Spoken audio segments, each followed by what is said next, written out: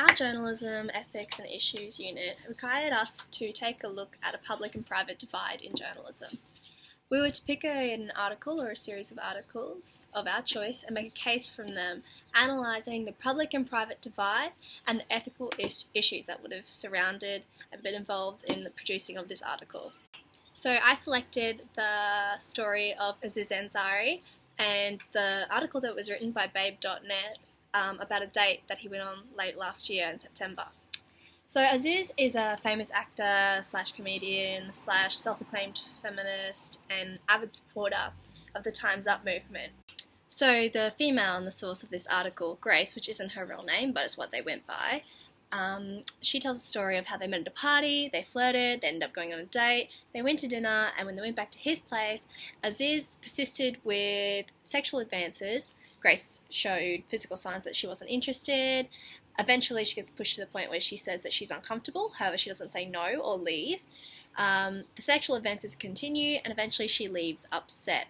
The article shows text messages from the next day that basically state that Grace was uncomfortable, and Aziz apologises and says he didn't realise that that was the case.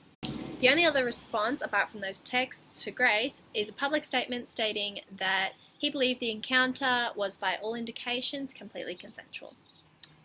This article raises many ethical issues, beginning with the matter of due diligence. Diligence is defined as a constant and earnest effort to accomplish what is undertaken, persistent exertion of body or mind. In a journalistic sense, this means to essentially background and fact check, otherwise known as doing your homework.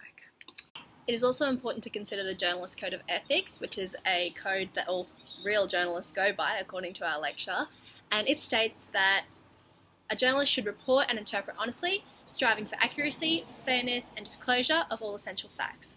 Essentially, ethical diligence. Now, considering both of these, they take a lot of time and effort, and that makes Babe.net's article and their diligence questionable. According to a source, it took a week for Babe.net to track down the source, interview, write the story, and publish the story. Now, I'm not sure about you, but if I was going to have an article written about me that is potentially career destroying, you'd want it to take a little bit longer than a week, and to make sure that the facts are correct, and at least be given an opportunity to respond. The second ethical issue addresses a few of the standard code of ethics for journalism. The article does not name the source. She remains as Grace throughout the story. As the article quotes, "We are not using her real name so as to protect her identity, as she is not a public figure. However, they have no problem naming and shaming Aziz, who is a public figure, but these are private details." This goes against the Journalism Code of Ethics. It states to aim to attribute information to its source. Where source seeks anonymity, do not agree without first considering the source's motives. Why did Grace not want to be named? I have no doubt she's a little bit embarrassed, but surely Aziz would also be embarrassed having these very private, intimate details put all over the internet. There's also the matter of the story actually holding more legitimacy and power as an article about sexual assault, which is what it is claimed to be throughout the article, if they named the victim, showing that she isn't ashamed about what happened because it wasn't her fault and she's standing up for what is right. Instead, the article took a mediocre approach which reduces the value and meaning of the article and essentially just becomes a name and shame of Aziz. It has been described as 3,000 words of revenge porn. Now, as mentioned before, they did fail to track down Aziz and get any sort of confirmation or denial or reply, which also goes against a different code of ethic, stating that you should do your utmost to give a fair opportunity for a reply. Now to address the issue of public interest. One common understanding among the media practitioners and academics is that public interest refers to a journalist pursuing information that the public has a right to know. The information in this article is questionable in regards to public interest, as the public doesn't have a right to know about Aziz's dating life.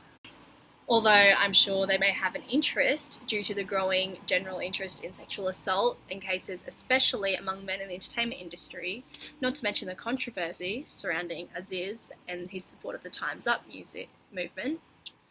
Ultimately, this isn't a natural disaster or something that could directly affect the general public, and therefore doesn't fall under the category of public interest.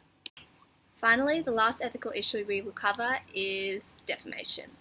Defamation is defined as the publication of a statement about someone that lowers him or her in the estimation of right-thinking members of society, generally when no defence is available, usually truth, opinion, or qualified privilege. In more than one instance, this article crosses the line of defamation, especially considering the theory of trial by media, which is essentially defamation, but specifically through a media statement. Aziz has been faced with a media trial that could potentially destroy his career and reputation, and as mentioned earlier, he wasn't given any opportunity to reply or defend himself. Not to mention the fact that the information provided isn't even in the public interest to start with.